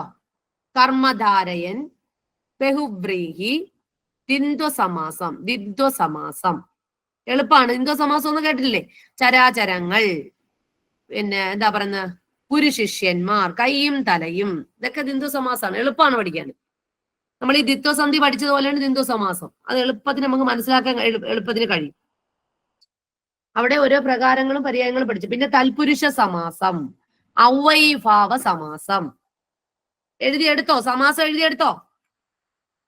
സമാസ റെക്കോർഡ് ക്ലാസ്സിലുണ്ട്. സമാസങ്ങളെല്ലാം ഉണ്ടല്ലേ? കർമ്മധാരയൻ, ബഹുബ്രീഹി. Okay okay. നിങ്ങള് പ്രകാരം വിഭക്തി അറിയത്തില്ലായിരുന്നോ? ഭേദകം, പ്രകാരം വിഭക്തി, ഭേദകം ഇല്ലായിരുന്നോ? ഭേദകവും ഇല്ല, പ്രകാരങ്ങളൊന്നുമില്ല. എവിടെ ഇല്ല? റെക്കോർഡ് ക്ലാസ്സിൽ ഇല്ല. അപ്പൊ അതൊന്ന് പഠിക്കും. പിന്നെ സന്ധി ഇല്ലായിരുന്ന റെക്കോർഡ് ക്ലാസ്? ഇവിടെ സന്ധി ഇല്ലായിരുന്നോ? സന്ധി ഇല്ല, സമാസം ഉണ്ട്. സമാസമുണ്ട്. സന്ധി ഇപ്പൊ മനസ്സിലായ? ഒരു ചെറുതായിട്ട് പഠിപ്പിച്ചേ ഉള്ളൂ. മനസ്സിലായോ? മനസ്സിലായി. മനസ്സിലായി. Very good. അപ്പൊ ഇനി ഈ ഭേദകം ഭയങ്കര എളുപ്പമാണ്. നമ്മൾ അഡ്ജക്റ്റീവ് പോലെ ഇരിക്കുന്ന സംഗതിയാണിത് ഭേദകം. വേറൊന്നുമല്ല കുട്ടികളെ. നിങ്ങൾ വെളുത്ത പൂവ്, കറുത്ത പെണ്ണെന്നൊക്കെ കേട്ടിട്ടില്ലേ? വിശേഷണം. ഭേദകം എന്ന് വെച്ചാൽ ആക്ച്വലി സംഭവം എന്താണെന്നറിയോ? അഡ്ജക്റ്റീവ്സ് ഉണ്ടല്ലോ, നമ്മൾ she's A very beautiful lady. നമ്മളിപ്പോ അവള് വിശേഷിപ്പിക്കുന്നു. അതിപ്പോ നാമത്തിന്റെ കൂടെ വിശേഷിപ്പിച്ച നാമം, ചാടി, ഉയരത്തി ചാടി. ക്രിയയുടെ വിശേഷിപ്പിച്ച ക്രിയാവിശേഷണം, പിന്നെ വിശേഷണ വിശേഷണം. പിന്നെ ഈ വിശേഷണ വിശേഷണങ്ങളെ നമ്മൾ പിന്നെ നമുക്ക് 7 ആയിട്ട് തരംതിരിക്കാം. ഭയങ്കര ഈസിയാണ് ഭേദകം. അത് ഒരൊറ്റ അടിക്ക് നമുക്ക് പഠിച്ചെടുക്കാൻ പറ്റും, ഭേദകവും വിഭക്തിയൊക്കെ. പിന്നെ കാണുമ്പോൾ നിങ്ങൾ ക്വസ്റ്റ്യനിൽ കാണുമ്പോൾ മനസ്സിലാക്കാനുള്ള കഴിവ് നേടിയെടുക്കുക. അത് എളുപ്പമാണ്. അത് ഇത് കുറച്ചങ്ങോട്ട് ശ്രദ്ധിച്ചു കഴിഞ്ഞാൽ നമുക്ക് പഠിക്കാൻ പറ്റും. പിന്നെ ക്രിയ പഠിപ്പിച്ചോ? കേവല ക്രിയ, പ്രയോജന ക്രിയ പഠിപ്പിച്ചോ? റെക്കോർഡ് ക്ലാസ്സിലുണ്ട്. പിന്നെ മുറ്റുവിന പറ്റുവിന പഠിപ്പിച്ചോ? പിൻവിനയിച്ച, മുൻവിനയിച്ച ക്ലാസ്സിലുണ്ട്. അതുകൊണ്ട് ഓക്കെ. അപ്പൊ അതൊക്കെയാണ്. പിന്നെ നാമങ്ങളും ഇതൊക്കെയാണ് ഏറ്റവും പ്രധാനമായിട്ട് വരുന്നത്. പിന്നെ നമ്മുടെ സാധാരണ നിലവാരം, കവികളെ തൂലികാ നാമങ്ങളൊക്കെ ഉണ്ട്. പിന്നെ തൂലികാ നാമങ്ങൾ. പിന്നെ ഈ പറഞ്ഞതാണ്ട് ഞാൻ ഇന്നിപ്പം കൊണ്ടുവന്നിരിക്കുന്ന ഭൂമിക്കൊരു ചരമഗീതം എന്ന കവിതയിലെ വരികൾ താഴെ പറയുന്നവയിൽ ഏതാണ്? പിന്നെ കുട്ടികളെ, നിങ്ങൾ ഈ ചങ്ങമ്പുഴ കൃഷ്ണപിള്ള, ഇടശ്ശേരി ഗോവിന്ദ, അതുപോലെ തന്നെ ഇടശ്ശേരിയുടെ കവിതകള്, പിന്നെ കുമാരനാശാൻ, ONV കുറുപ്പ്, ഇവരുടെയൊക്കെ തന്നെ കവിത വരികള് പിന്നെ ഒന്ന് പഠിച്ചു വെച്ചോണം. കാര്യം വരികളൊക്കെ ഇങ്ങനെ കണ്ടിന്യൂലി ചോദിക്കാൻ ചാൻസ് ഉണ്ട്. അങ്ങനെ അപ്പൊ ഞാനിതൊക്കെ നമുക്ക് അടുത്ത ക്ലാസ്സിൽ പഠിക്കാം കേട്ടോ കുട്ടികളെ. ഞാൻ നിങ്ങളുടെ ഒരു സംശയത്തിന് ഞാൻ മൊത്തത്തിൽ ഇത്രയും കാര്യങ്ങളുണ്ട്, ഇത്രയും പഠിക്കണം എന്നുള്ളത് ഞാൻ പറഞ്ഞു തന്നേ ഉള്ളൂ. ഓക്കെ. അപ്പൊ ഇത്രയും കാര്യം പഠിച്ചുകൊണ്ട് വേണം നിങ്ങൾ എക്സാമിനേഷനിലേക്ക് പോവാനും. ഇതൊക്കെ പഠിച്ചിട്ടുണ്ടോ നിങ്ങൾ? എനിക്ക് അറിയത്തില്ല നിങ്ങൾ എവിടം വരെ പഠിച്ചെന്നൊക്കെ ഒന്ന്. അപ്പൊ ഇത് നിങ്ങളൊന്ന് പറഞ്ഞു നോക്കിയ കുട്ടികളെ. ഭൂമിക്കൊരു ചരമഗീതം ONV കുറുപ്പിന്റെ കവിതയാണെന്ന് എല്ലാവർക്കും അറിയാവോ? ഇത് ONVയുടെ കവിതയാണ്. ഭൂമിക്കൊരു ചരമഗീതം എന്ന്. ഇത് ഇനിയിപ്പോ എല്ലാവരും ചിലപ്പോ ഇത് കുട്ടികൾ ചോദിക്കും, ടീച്ചർ ഇത് എല്ലാം കൂടെ നമ്മൾ പഠിച്ചെടുക്കാൻ പറ്റൂ? ഇതൊക്കെ ചിലതൊക്കെ നിങ്ങൾ 10ലൊക്കെ പണ്ട് പഠിച്ചതായിരിക്കും. ഇതൊക്കെ നമുക്ക് കുറെ, അതായത് ഈ കുമാരനാശാന്റെ കുറെ വരികളൊക്കെ കാണാതെ പഠിച്ചൊക്കെ വച്ചിരുന്നോണം. ഈ വീണ പൂവിന്റെയും ആ പുഷ്പമേ അധിക തുങ്കപദത്തിലെത്ര ശോഭിച്ചിരുന്നു രാജ്ഞി കണക്കനി. കേട്ടിട്ടുണ്ടോ കുട്ടികളെ? ഹലോ, വീണപൂവ് കേട്ടിട്ടുണ്ട്. വീണപൂവിന്റെ വരികളൊക്കെയാണ് ഇതൊക്കെ. അതുപോലെ തന്നെ മാതങ്കി, ചണ്ടാല ഭിക്ഷകി, ഇതേത് കുമാരനാശാന്റെ കവിതകള് ഭയങ്കര താല്പര്യമാണ് കേറ്ററ്റിന്. അതൊക്കെ മിക്കവാറും ഇടശ്ശേരിയുടെ കവിതകളും ONVയുടെ കവിതകളൊക്കെ ഇടക്കിടക്ക് ചോദിക്കും. ബോധേശ്വരൻ, അംശി നാരായണ പിള്ള, അതൊക്കെ ചോദിക്കും.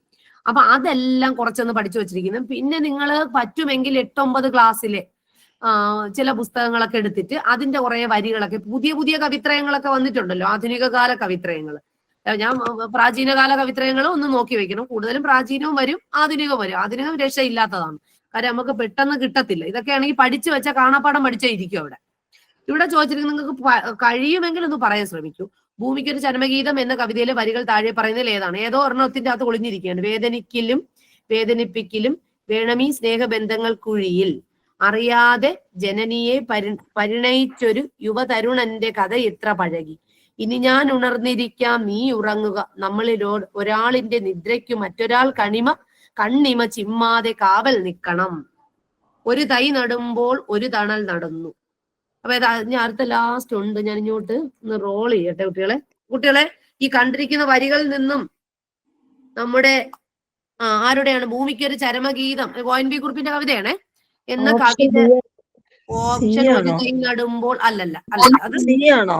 മധുസൂദനൻ അല്ലല്ലോ. ഓപ്ഷൻ ഡി അല്ല. അല്ല, അത് ചുമ്മാ വെറുതെ പറയാതിരിക്കുക. Ma'am B. B very good. Very good. അതെങ്ങനെ ആ കുട്ടിക്ക്? ഞാൻ അതിൽ കണ്ട് ടിക്കൊന്നും ഇട്ടിട്ടില്ലല്ലോ. അതില് ജനനിയെ കണ്ടപ്പോ ഒരു സാമ്യപ്പെടുത്തിയതാ. ആ ഒരു ചുമ്മാ ചരമ ഭൂമിയെ ജനനിയോട് ഉപമിച്ചിരിക്കുന്നു. അറിയാതെ ജനനിയെ അറിയാതെ പരിണയിച്ചൊരു യുവ ജനനിയെ തരുണന്റെ പരിണയിച്ചൊരു യുവ യുവതരുണന്റെ തരുണന്റെ കഥയത്ര കഥയെത്ര പഴകി. അതെ അതെ അതെ. അതാണ് ഭൂമിക്കൊരു ചരമഗീതം എന്ന കവിതയിലെ വരികൾ, പ്രശസ്തമായ വരികൾ. ഇതുപോലെ കഴിയുമെങ്കിൽ നിങ്ങൾക്ക് ബുക്കുകളൊക്കെ ഇരിക്കുമെങ്കിൽ പഴയ ONV സാറിന്റെ ഒക്കെ കവിതകളൊക്കെ ഒന്ന് പഠിച്ചെടുക്കുക കേട്ടോ. അത് വളരെ പ്രാധാന്യമായിരിക്കും. ഇനി അടുത്തൊരു ഒന്നും കൂടെ ഒന്ന് പറയും. 100 വെറ്റില 100 തേച്ചു വായാടി തത്തമ്മ എന്ന വരി കൊണ്ട് അർത്ഥമാക്കുന്നത് എന്ത്? തത്തമ്മ മനോഹരിയാണ്, ചുവന്ന പൂക്കൾക്കിടയിലാണ് തത്തമ്മ, തത്തമ്മയുടെ ചുണ്ട് ചുവന്നിട്ടാണ്, ചുവന്ന പ്രഭാതത്തിലാണ് തത്തമ്മയുടെ ഇരിപ്പ്. എന്തുകൊണ്ടാണ് കുട്ടികൾ അങ്ങനെ പറഞ്ഞിരിക്കുന്നത്? 100 വെറ്റില. ഇതൊരു സിനിമാ പാട്ടല്ലേ കുട്ടികളെ? തത്തമ്മയുടെ അപ്പൊ സിനിമ അപ്പൊ എന്തുകൊണ്ടാ തത്തമ്മയുടെ ചുണ്ട് ചുവന്നിട്ടാണ്. Okay okay. അത് പാടി. സിനിമ പാട്ടാ. അതെ അതെ. സുഖത്തിലുണ്ടാം സഖിമാരനേകം ഡാഷ് വരുമ്പോൾ പുനരാരുമില്ല. അടിവരയിട്ട പദത്തിന്റെ വിപരീത ശബ്ദം ചേർത്ത് പൂരിപ്പിക്കുക. സമ്പത്ത്. പിന്നെ കുട്ടികളെ അതുപോലെ തന്നെ ശൈലികളൊക്കെ കേട്ടിട്ടുണ്ടോ? ശൈലികള് ധനാശി പാടുക, അങ്ങനെയൊക്കെയുള്ള ഒരുപാട് ശൈലികളുണ്ട്. അവസാനിപ്പിക്കാം. ഞാൻ പറഞ്ഞത് ഈ ഇഡിയംസുകൾ ഇംഗ്ലീഷിൽ പറഞ്ഞ പോലെ ഈ ശൈലികളും കുറെയൊക്കെ പഠിച്ചെടുത്താൽ കുറെയൊക്കെ കിട്ടാൻ ചാൻസ് ഉള്ളതാണ്. ഈ ശൈലികൾ. അപ്പൊ ശൈലികൾ ഒന്ന് പഠിച്ചുകൊണ്ടൊക്കെ പോയി കഴിഞ്ഞാൽ പിന്നെ തൂലികാ നാമങ്ങൾ നമുക്ക് കിട്ടാൻ ചാൻസ് ഉള്ളതാണ്. തൂലികാ നാമങ്ങളൊക്കെ ഞാൻ കൊണ്ടുവന്നെന്ന് വെച്ചാൽ കുറേ ഉണ്ട് കേട്ടോ കുട്ടികളെ. തൂലികാ നാമങ്ങൾ അതൊക്കെ ഒന്ന് പഠിച്ചെടുക്ക. നിങ്ങൾക്ക് തൂലികാ നാമങ്ങളൊക്കെ കിട്ടിയിട്ടുണ്ടോ? തൂലികാ നാമങ്ങള് ക്ലാസ്സിലുണ്ട്. തൂലികാ നാമങ്ങൾ പിന്നെ ഈസിയാണ്, കുഴപ്പമില്ല. പിന്നെ മറ്റൊരു കാര്യം പറയുകയാണെങ്കിൽ കുട്ടികളെ, ഈ നമ്മുടെ സാഹിത്യകാരന്മാര് അവരുടെ കഥാപാത്രങ്ങളും ഭയങ്കര ഇമ്പോർട്ടന്റ് ആണ്. അറിയാലോ, സുഭദ്ര, പിന്നെ നമ്മളെ പളിനി, പഞ്ചുമേനോൻ, അതുപോലെ തന്നെ പറാന്തം വേലായുധൻ കേട്ടിട്ടുണ്ടോ? കറുത്തമ്മ, ഓമഞ്ചി, വാസവദത്ത, മദനൻ, അപ്പു ഒക്കെ കേട്ടിട്ടുണ്ടോ നിങ്ങൾ എവിടെയെങ്കിലും ഒക്കെ? ഇതൊക്കെ ഓരോ പിന്നെ കഥാകാരന്മാരും കഥാകാരന്മാരുടെ കഥകളിലെ കഥാപാത്രങ്ങളാണ്. അപ്പൊ ഇതൊന്ന് പഠിച്ചെടുക്കണം. പിന്നെ അതുപോലെ തന്നെ നിങ്ങൾക്കറിയാം കുട്ടികളെ, കേരള മോസാപ്പ്, കേരള ഇസ്ബൻ, കേരള പാണിനി, വാൽമീകി അവരൊക്കെ കേട്ടിട്ടുണ്ട്. ഇതെല്ലാം എപ്പോഴും ചോദിക്കും. ഇതിന്ന് ഒരു ക്വസ്റ്റ്യൻ എപ്പോഴും ഉണ്ടാവും. ആരെങ്കിലും അറിയാമോ ഇതൊക്കെ? കേരള വ്യാസനാരാ? ഇങ്ങനെ ഒരേ പോർഷൻ ഉണ്ട്. ഇത് എത്രയും ഒന്ന് കാണാപ്പാഠം പഠിച്ചങ്ങ് എടുക്കുക. കേരള വ്യാസൻ കൊടുങ്ങല്ലൂർ കുഞ്ഞിക്കുട്ടൻ നമ്പുരാൻ. കേരള വ്യാസൻ കൊടുങ്ങല്ലൂർ കുഞ്ഞിക്കുട്ടൻ തമ്പുരാൻ. അത് ആർക്കെങ്കിലും അറിയാവോ? കേരള വ്യാസൻ കേട്ടിട്ടുണ്ട് മിസ്, മറന്നുപോയി. അത് മറക്കാൻ പാടില്ല. ഈ കേരളവർമ്മ വലിയ കോയി തമ്പുരാനും കേട്ടോ, നിങ്ങൾ ക്വസ്റ്റ്യൻ പേപ്പർ എടുത്ത് നോക്കിക്കോളൂ. ഈ കേരളവർമ്മ വലിയ കോയി തമ്പുരാനും കേരള കാളി, പിന്നെ അതുപോലെ തന്നെ കൊടുങ്ങല്ലൂർ കുഞ്ഞിക്കുട്ടൻ നമ്പുരാനൊക്കെ എപ്പോഴും ചോദിക്കും. കാരണം എന്താന്ന് വെച്ചാൽ കേരള കാളിദാസൻ, കേരള വ്യാസൻ, കേരള വാൽമീകി, കേരള ചാണക്യൻ, പിന്നെ അങ്ങനെയൊക്കെ എപ്പോഴും ചോദിക്കും. അത് ഇവരെ ഒന്ന് പഠിച്ചെടുക്കുന്ന വളരെ നന്നായിരിക്കും കേട്ടോ കുട്ടികൾ. അങ്ങനെ കുറെ എന്താടാ ഞാനിപ്പൊ പറഞ്ഞത് ഇത്രയാണോ? കേക്കാൻ വയ്യ. എന്താടാ? അതെന്തെന്നറിയോ? ഞാൻ ആക്ച്വലി ഇന്നത്തെ ഞാൻ പറഞ്ഞില്ല, ഈ ക്ലാസ് ഇതാണ്ട് ഈ PPT ആണ് കൊണ്ടുവന്നത് നിങ്ങൾക്ക് വേണ്ടിയിട്ട്. അപ്പൊ ഇന്ന് ഞാൻ ഇനിയിപ്പോ ഇവരെ കൊണ്ടുവരൂലേ, നമ്മൾ അന്നത്തെ ക്ലാസ്സിൽ പഠിക്കുന്ന സമയത്ത് ഞാൻ ആ PPT തയ്യാറാക്കിയിട്ട് വേണമെങ്കിൽ നിങ്ങൾക്ക് അയച്ചു തരാം. ഇന്നത്തെ ക്ലാസ്സിൽ കൊണ്ടുവന്ന PPT നിങ്ങൾക്ക് വലിയ ഉപയോഗപ്രദമാണെന്ന് എനിക്കറിയത്തില്ല. കാര്യം എന്ന് വെച്ചാലേടാ, നമ്മൾ പ്രീവിയസ്ലി ഇത് ഇനിയിപ്പോ വരണം എന്നും അങ്ങനെ വലിയൊരു ലെവൽ ഇല്ല. പക്ഷെ ഇങ്ങനെയൊക്കെ ഉള്ളത് വരാമെന്നേ എനിക്ക് പറഞ്ഞു തരാൻ പറ്റത്തുള്ളൂ. കാര്യം ഇത് എന്താണ്, കൃതികളാണ്. ഇതിലിപ്പം ഞാൻ ഈ പറഞ്ഞേക്ക് ചിലപ്പോൾ ചാൻസ് കാണും. ഭൂമിക്ക് ഒരു ചരമഗീതം ONV കുറുപ്പിന്റെ മറ്റൊരുപാട് കഥകളും കവിതകളും ഉണ്ട്. അപ്പൊ അതാണ്. ശാന്തമാണെങ്കിൽ ഏറ്റവും അപകടം, ശാന്തമല്ലെങ്കിൽ ഏറ്റവും ഭയങ്കരം. ഈ വരികളുടെ വിവക്ഷ എന്താണ്? ശാന്തമാണെങ്കിൽ ഏറ്റവും അപകടം, ശാന്തമല്ലെങ്കിൽ ഏറ്റവും ഭയങ്കരം. ഇതൊരു വരി തന്നിട്ട് അതിന്റെ വിവക്ഷ ചോദിച്ചിരിക്കുകയാണ്. സമുദ്രത്തിന്റെ ഗാംഭീര്യത്തെ കുറിച്ചാണോ, സമുദ്രത്തിന്റെ അസ്ഥിരതയെ കുറിച്ചിട്ടാണോ, കാലത്തിന്റെ ഭയാനകതയെ കുറിച്ചിട്ടാണോ, വേലിയേറ്റത്തിന്റെ രൂക്ഷതയെ കുറിച്ചിട്ടാണോ പറഞ്ഞിരിക്കുന്നത്? ശാന്തമാണെങ്കിൽ ഏറ്റവും അപകടം, ശാന്തമില്ലെങ്കിൽ ഏറ്റവും ഭയങ്കരം. ഈ വരികളിലെ വിവക്ഷ എന്താണ്? എന്താണ്? സമുദ്രത്തിന്റെ ഗാംഭീര്യം. സമുദ്രത്തിന്റെ ഗാംഭീര്യം, സമുദ്രത്തിന്റെ അസ്വസ്ഥത, വേലിയേറ്റത്തിന്റെ രൂക്ഷത. ഉത്തരം കാലത്തിന്റെ അല്ലല്ല, വേലിയേറ്റം. എടാ അതൊക്കെ നിങ്ങളെ ആ വിവക്ഷയാണ് കുട്ടികളെ ചോദിച്ചിരിക്കുന്നത്. നമ്മൾ ഒരിക്കലും ഈ കഥയെന്നും ഈ കവിത എന്ന് പറയുമ്പോൾ നമ്മൾ സമുദ്രത്തിനെ കുറിച്ചായിരിക്കില്ല വരുന്നത്. ഇപ്പൊ സമുദ്രത്തെ കവി ഉപമിച്ചിരിക്കുന്നത്, വർണ്ണിച്ചിരിക്കുന്നത് ഒരു സ്ത്രീയോടായിരിക്കും. ഇല്ലെങ്കിൽ ഇവിടെ ഒരു കാലത്തിനെ കുറിച്ചിട്ടാണ്. കാലമാകുന്ന ആ സമുദ്രം എന്നാണ് കവി ഉദ്ദേശിക്കുന്നത്. അതായത് ശാന്തമാണെങ്കിൽ ഏറ്റവും അപകടം. ശാന്തമല്ല, അപ്പൊ ശാന്തമല്ലെന്ന് പറയുമ്പോൾ സമുദ്രമല്ലേ. അത് നിങ്ങൾ സാധാരണ നിങ്ങളൊരു ഡൈവർജന്റ്ലി തിങ്ക് ചെയ്തില്ല. You are only A convergent thinker. നിങ്ങളൊരു സർഗാത്മകത വാസനയുടെ ഏറ്റവും വലിയൊരു ഗുണഗണമാണ് ഡൈവർജന്റ് തിങ്ക് ചെയ്യാനുള്ള കഴിവ്. അല്ലെ, കേട്ടിട്ടുണ്ടോ സൈക്കോളജിയിൽ? എനിബഡി? അതെ അതെ, വിഭ്രജനം. അതായത് വി ഗെറ്റ് ഓൺ പ്രോബ്ലം. നമുക്കൊരു പ്രോബ്ലം കിട്ടുമ്പോൾ വി ഡൈവർജന്റ്ലി തിങ്ക് ചെയ്യുന്നു. ഒരു പ്രശ്നത്തിന് ഒരുപാട് വഴികളിലൂടെ പോകും. ഇത് പറഞ്ഞ പോലെ ഇവിടെ കുട്ടിയുടെ സർഗാത്മക വാസനയെ കണ്ടെത്തുന്നതിനുള്ളൊരു കവിത, ഒരു വരിയാണിത്. ശാന്തമാണെങ്കിൽ ഏറ്റവും അപകടം, ശാന്തമില്ലെങ്കിൽ ഏറ്റവും ഭയങ്കരം എന്ന് പറഞ്ഞിരിക്കുന്നത് കാലത്തിന്റെ ഭയാനകതയെ കുറിച്ചല്ല. ഇതൊക്കെ സിമ്പിൾ അല്ലേ? ബാക്കിയൊക്കെ നമുക്ക് ഇച്ചിരി ഓടി പറയാൻ പറ്റും. വിവക്ഷ എന്ന് പറയുമ്പോൾ ആ വരികളിൽ എന്താണ് ഉദ്ദേശിച്ചിരിക്കുന്നത്? കവി ഉദ്ദേശിക്കുന്നത് എന്താണ്? അതാണ് ഉദ്ദേശിക്കുന്നത്. ഇല്ല നമ്മൾ ഒറ്റ അടിക്ക് നമുക്ക് ആൻസർ പറയാൻ കഴിയത്തില്ല. അത് അങ്ങനെയുള്ളതൊക്കെ അവർ കൊണ്ടുവരത്തുള്ളൂ. പിന്നെ കുട്ടികളെ വളരെ ശ്രദ്ധിക്കുക. ഇനി പദ്യഭാഗം ഞാൻ നിങ്ങൾക്ക് പറയാതെ തന്നെ നിങ്ങൾക്കറിയാം. നോക്കൂ, താഴെ കൊടുത്തിരിക്കുന്ന ഭാഗം വായിച്ച് ചോദ്യങ്ങൾക്ക് ഉത്തരം എഴുതി. ഒരുപാടുണ്ട് കേട്ടോ പറയാൻ. എങ്കിലും ഇതുപോലുള്ള കാര്യങ്ങൾ ഇന്ന് സാർ ആക്ച്വലി എനിക്ക് തന്നിരിക്കുന്ന ഗദ്യവും പദ്യവുമാണ്. ഇതെനിക്ക് അങ്ങ് വായിച്ചു പോലും തീർക്കാൻ കഴിയത്തില്ല. പരീക്ഷയ്ക്ക് ഹാളില് നിങ്ങൾക്ക് ഇതുപോലുള്ള കാര്യങ്ങൾ സംസ്കൃതത്തിലെ കു എന്ന ശബ്ദത്തിൽ നിന്നാണ് കവി എന്ന പദത്തിന്റെ നിഷ്പത്തി. കു എന്നാൽ ശബ്ദിക്കുന്നവൻ എന്നെഴുതാമല്ലോ. എഴുത്ത് വരുന്നതിന് മുമ്പ് വായിൽ മനസ്സിൽ തോന്നുന്നത് വിളിച്ചു പറഞ്ഞു നടന്നവർ സമൂഹത്തിന്റെ സ്വത്തായ പാട്ടുകൾ പാടി നടന്നവനാകാം. അവന്റെ പാട്ടായിരുന്നു കവിത. പ്രാചീന ജനസമൂഹങ്ങൾ ഇത്തരം പാട്ടുകാരായ കവികൾ ഊരു ചുറ്റിയിരുന്നു. പ്രാചീന ഭാരതത്തിലെ നൂതന്മാർ, അതായത് സുപ്രേരണ കഥകൾ പറഞ്ഞും പാടിയും സമൂഹ മനസ്സിനെ പ്രേരിപ്പിക്കുന്നവൻ നയിച്ചിരുന്നവനാണ്. സൂതൻ കുതിരകളെ തെളിയിക്കുന്ന സാരഥി മാത്രമായിരുന്നില്ല. ഇങ്ങനെ ഒരു വലിയ ഒരു ഡിസ്ക്രിപ്ഷൻ, അതായത് ലാംഗ്വേജ് കോംപ്രഹെൻസേഷൻ എന്ന് പറയും, ഇങ്ങനെ തന്നിട്ട് ഇതുമായിട്ട് ബന്ധപ്പെടുത്തിയിട്ടുള്ള കുറച്ച് ക്വസ്റ്റ്യൻ. പാട്ട് എന്ന ദ്രാവിഡ പദവും സാഹിത്യ രൂപവും തായത് എങ്ങനെ? കർക്കശമായ കാവ്യശാസ്ത്ര നിയമവ്യവസ്ഥകൾ ഇല്ലാതായപ്പോൾ, വരമൊഴി പ്രാബല്യത്തിലെത്തിയപ്പോൾ, പ്രയോഗ സാധുതയാണ് ശരിയെന്ന് വന്നപ്പോൾ, സംസ്കൃതത്തിന്റെ സ്വാധീനം വർദ്ധിച്ചപ്പോൾ. ഇതിപ്പോ ഒറ്റയടിക്ക് പറയാൻ നിങ്ങൾക്ക് പറ്റത്തില്ല. നിങ്ങൾ വ്യക്തമായിട്ട് ഈ ഭാഗം അത്രയും വായിച്ചിട്ട് ഇതുമായിട്ട് ബന്ധപ്പെടുത്തിയിട്ടുള്ള ഒരു നാലോ അഞ്ചോ ക്വസ്റ്റ്യൻ ചോദിക്കും. അതിന്റെ ഉത്തരം എഴുതണം. ഇത് ടീച്ചർ അത്രയും വായിച്ചുകൊണ്ടിരുന്ന നമ്മളെ സമയം കഴിയും. നിങ്ങൾക്ക് മനസ്സിലായോ? നിങ്ങൾക്ക് വല്ലതും കത്തിയാവോ നിങ്ങൾ ഇതിനെ കുറിച്ച്? മനസ്സിലായോ? ഹലോ, മനസ്സിലായി? ഇത് നിങ്ങൾ ഞാൻ പറഞ്ഞു തന്ന കാര്യം നിങ്ങൾക്ക് സമയം കിട്ടത്തില്ല. എന്തെങ്കിലും ഞാൻ നിങ്ങൾക്ക് വേണ്ടി നിങ്ങൾ ഇതുപോലെ വായിക്കണം. ചില കുട്ടികളുണ്ട് ഇത് എത്ര വായിച്ചാലും ഉത്തരം കിട്ടാത്തവരുണ്ട്. അപ്പൊ ഇത് സാധാരണ ഒരു ഓടി ഉത്തരം കിട്ടുന്നതും അല്ലെന്നും കൂടെ ചിന്തിച്ചോളാം. നിങ്ങൾ നന്നായി വായിച്ചതിന്റെ ഉത്തരം ചിലപ്പോൾ അവർ തന്നിരിക്കുന്ന ഉത്തരം കുറച്ച് വ്യത്യസ്തമായിരിക്കും.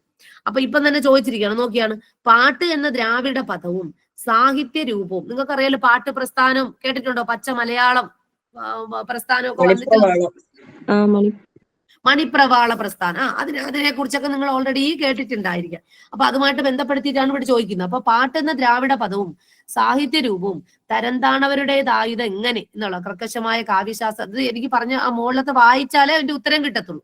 എങ്കിലും നിങ്ങളൊന്ന് പറയാൻ ശ്രമിച്ചേ. എന്താണ് പാട്ട് എന്ന ദ്രാവിഡ പദവും സാഹിത്യ രൂപവും തരംതാണവരുടേതായത് എങ്ങനെ? എന്തുകൊണ്ടാ കുട്ടികളെ? ഇത് വെറുതെ ഒന്ന് പറയാൻ ശ്രമിച്ചേ. അത് വായിച്ചാൽ പറ്റും. ഇനി ഇത് വായിച്ചു നിൽക്കാൻ നിങ്ങൾക്ക് സമയമുണ്ടോ? ഇത്രയും വായിക്കണം. ഇത് വായിച്ചിട്ട് ഇതിന്റെ അകത്തുനിന്ന് നിങ്ങൾ കൊണ്ടുവരുന്ന കാര്യമാണ് ദാ ഇവിടെ ചോദിച്ചിരിക്കുന്നത്. ഒന്ന് വായിക്കാൻ ശ്രമിക്കൂ. സ്ഥാനമായ ദ്രാവിഡ പ്രയോഗങ്ങളാണ് പാടൽ, കു പാട്ടുകാരൻ, കവി പാട്ട്, കവിത എന്നീ പദങ്ങൾ. നാമം രാമ, ലിംഗം അൻ, വചനം മാർ, വിഭക്തിയുടെ രാമന്മാരുടെ എന്നിവയെല്ലാം കൂടി ആരാഞ്ഞു ചേർന്ന് ഒരൊറ്റ ശബ്ദമായി നിൽക്കുന്ന രാമായണം രീതിയാണ് സംസ്കൃതത്തിൽ. എന്നാൽ ദ്രാവിഡ ഭാഷയിൽ ചങ്ങലയിലെ കണ്ണികൾ പോലെ അവയെ ഒന്നിനു പുറകെ ഒന്നായി തുടർന്ന് ചേർക്കും. രാമൻ അൻ മാർ ഉടേ. അതുകൊണ്ട് കർക്കശമായ വ്യാകരണ നിയമങ്ങളും കാവ്യശാസ്ത്ര വൃത്തശാസ്ത്ര നിയമങ്ങളുമാണ് സംസ്കൃത ഭാഷയിലുള്ളത്. എന്നാൽ ദ്രാവിഡത്തിൽ മലയാളത്തിലെ വ്യവസ്ഥകൾ ശിഥിലമാണ്. പ്രയോഗ സാധുതയാണ് ശരി. ഒന്നിനു പകരം മറ്റൊന്ന് പ്രയോഗിക്കാം. വീടിന് പുറകിൽ ഉദ്ദേശിക വിഭക്തി എന്നതിന് പകരം വീടിന്റെ പുറകിൽ സംബന്ധിക വിഭക്തി എന്നും ആകാം. പദങ്ങൾ ചേർക്കുമ്പോൾ പദങ്ങൾ ഇങ്ങനെ പോവുകയാണ്. ഇതെല്ലാം വായിച്ചിട്ട് നിങ്ങൾ ഇങ്ങനെ പ്രാചീന സമൂഹത്തിൽ ഊരു ചുറ്റിയിരിക്കുന്ന പാട്ടുകാർ അറിയപ്പെടുന്നത് എങ്ങനെയാണ് കുട്ടികളെ? സമൂഹ ഗായകർ, സൂതർ, തേരാളി, കവി. എങ്ങനെയാണ് കുട്ടികളെ അറിയപ്പെടുന്നത്? പ്രാചീന കാലഘട്ടത്തിൽ ഊരു ചുറ്റി നിൽക്കുന്നവരെ പാട്ടുപാടി നടന്നവരാകാം. അവന്റെ പാട്ടായിരുന്നു കവിത. പ്രാചീന സമൂഹത്തിൽ ഇത്തരം പാട്ടുകാരായ കവികൾ ഊരു ചുറ്റിയിരുന്നു. പ്രാചീന ഭാരതത്തിലെ സൂതന്മാർ അഥവാ സുപ്രേരണ, കഥകൾ പാടിയും സമൂഹ മനസ്സിനെ പ്രേരിപ്പിക്കുന്നവർ. അവരേത് പേരിലാണ്? സംസ്കൃതത്തിൽ കു എന്ന ശബ്ദ കവി എന്ന പദം നിശബ്ദി. ഇത് ഞാനിപ്പോ പറഞ്ഞിട്ട് നിങ്ങൾക്ക് ഇതിന്റെ അകത്തുനിന്ന് വരാൻ പോണില്ല. എങ്കിലും ഞാൻ പറഞ്ഞത് ഇതുപോലെ റിലേറ്റഡ് ആയിട്ടുള്ള ക്വസ്റ്റ്യൻ ആയിരിക്കും ഈ ഭാഗത്തുനിന്ന് വരുന്നത്. മനസ്സിലായോ? വേണ്ട, പാടുന്നവരായിരുന്നു കവി എന്ന് ലേഖകൻ പറയുന്നത് എന്തടിസ്ഥാനത്തിലാണ്? സമൂഹത്തിന്റെ പാട്ടായിരുന്നു കവിത. എഴുത്തില്ലായിരുന്നത് കൊണ്ട് കു എന്ന ശബ്ദത്തിൽ നിന്നാണ് കവി എന്ന വാക്കുണ്ടായത്. അത് ശരിയല്ലേ? കു എന്ന ശബ്ദത്തിൽ നിന്നാണ് കവി എന്ന വാക്കുണ്ടായത്. ഇങ്ങനെ എന്താണ് പൗനരുക്തി എന്ന കാവ്യദോഷം? പൗനരുക്തി പദങ്ങളോ പ്രയോഗം ഒരുപാട് വട്ടം ചോദിച്ചിട്ടുണ്ട്. പദങ്ങളോ പ്രയോഗങ്ങളോ ആവർത്തിക്കുന്നതിനെയാണ് പൗനരുക്തി എന്ന കാവ്യദോഷം കൊണ്ട് അർത്ഥമാക്കുന്നത്. ഇത് കണ്ടിട്ട് നിങ്ങൾക്ക് എന്തെങ്കിലും ഡൗട്ട് തോന്നുന്നുണ്ടോ? പറയാവോ ആർക്കെങ്കിലും?